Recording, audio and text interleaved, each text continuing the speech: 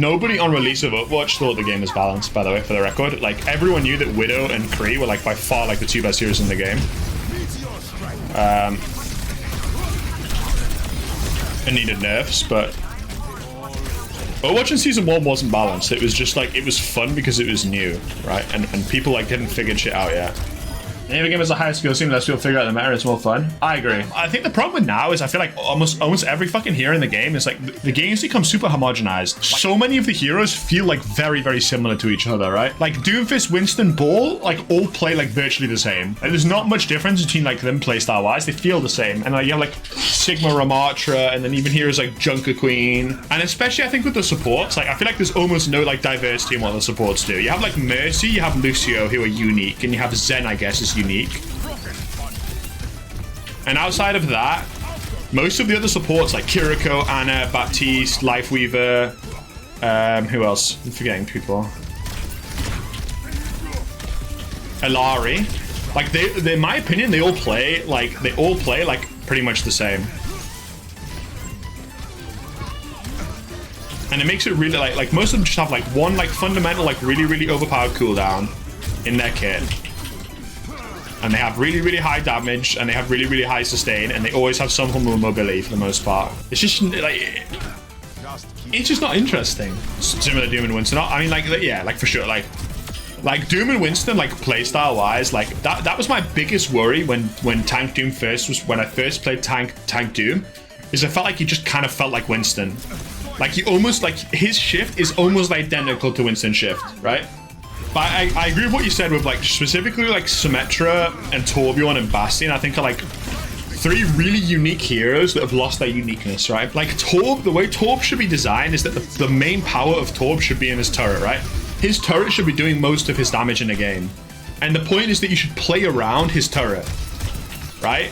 And once you kill his turret, he's very useless. Now, his turret is just sort of like an extra like cooldown that he uses, and like most of his damage just comes from his left clicks and right clicks. And Symmetra as well. Symmetra should be based around her turret and around her like and like a TP, right? Actually, nostalgia old Torb. No, like old Torb wasn't fun. Like he was obnoxious to play against in the right spots, but at least I felt like he actually was like a unique hero. But now Torb is like either is for the most part he's completely useless, right?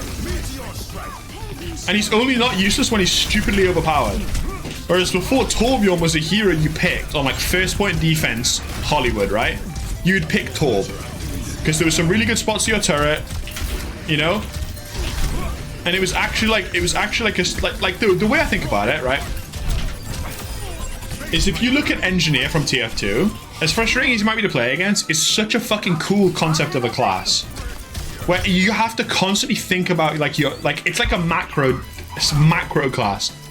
That you constantly have to think about like picking up like scrap to like rebuild your turrets and repairing, and you have to think about where's the best place to put my turret, where's the best place to put my TP, where's the best place to put my dispenser, like, and what should I prioritize first? Like if I just got nuked, like should I prioritize building my TP and upgrading that first, or etc, right?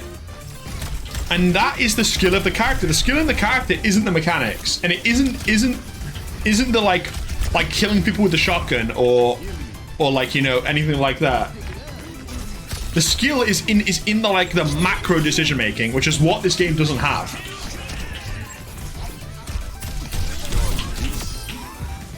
Like people might say they prefer Torb now, but that's only because Torb is shit now, and he's basically just a hybrid of Reaper and Kree.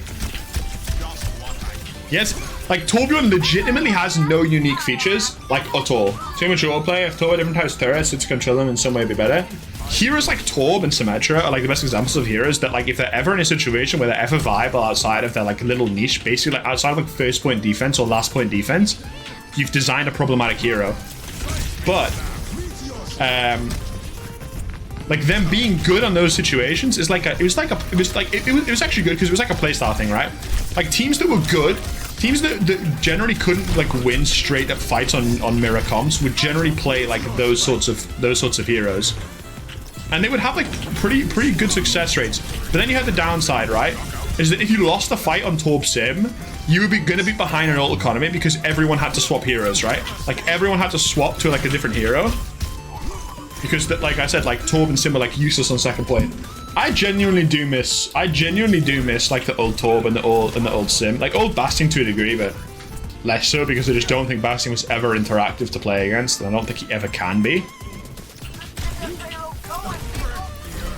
But those like I think they've lost the ability to make heroes niche, and instead they basically just trying to make every hero like strong in every situation. Like partially, like a lot of that's by like removing a lot of the weaknesses of heroes. Like that's something I've talked about a lot. Like this, like what I call it, the baby proofing of the game. Like the baby proofing of the game and the addition of what I call like XD meme changes are two of the major things that have really killed this game. And by baby proofing, I mean like adding the ability for like abilities to be cancelled when they couldn't previously, like Reaper Shift, like Genji Deflect, right? And also like stuff like Hog is by far the best example of baby proofing, right? Back in my day, Hog was a high risk, high reward hero. Oh, Ryan Charge is a good one as well, yeah. Ryan Charge might be the best individual example actually of like if the Ryan used his charge and he inted with the charge, he'd literally just like die and feed, right? But if Ryan used this charge in the right thing, in the right situation, it was really high value, which is the way it should be. Like it's like conceptually from his design, he's like a fucking, you know, like he's like a frontline tank who's just protecting you, and then like he sort of loses, and then he wants to go super aggressive, he charges in, like he just lets go, he loses control. But Hog's the best example, right? Like Hog has had like back in my day with Hog, his hook. If you landed your hook combo, it would one-shot, right? Like you'd land a left click, it would one-shot. And to compensate that, his vape, it still healed 300 HP, but it gave you no damage reduction and you couldn't move during it. So you were punished. If you missed your hook, you were generally punished. If they dove on you, you were punished. And you could be killed. But the upside was, if you land a hook, it's a guaranteed kill pretty much.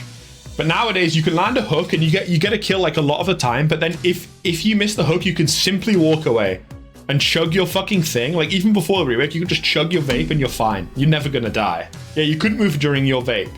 So what you do is you'd jump in the direction you want to move, press E, and then spin round so you wouldn't get headshot, right? And then I think the biggest one they did was to his ult. Like the fact that you can stop shooting in your ult, and the fact that you can use your other abilities during your ult is like literally defeats the whole fucking point of Hog. Like, oh, they rank up to GM. Holy, we're back. The concept of going whole hog, like if you're going whole hog, like it's literally like you're losing control and you're just going crazy. And now it's not like that because you can just stop shooting. Like for instance, if you used whole hog into a Genji Deflect and he walked in front of you as Genji Deflect, you'd insta kill yourself. That's good design. And having to like turn around to shoot, like it's like the fact that you can stop shooting now and you can vape if you're chilling. Or you can hook whilst you're thinking. It just doesn't make sense. It's so bad. It's literally making it so bad players get more value for no reason. Reaper is not a cancel, but Reaper not having a cancel is good. It's a good thing. Having to make decisions that if you make the wrong decision, you get punished for is something that should be in the game. Like if you Rhine charge in the wrong spot, you should get punished for it.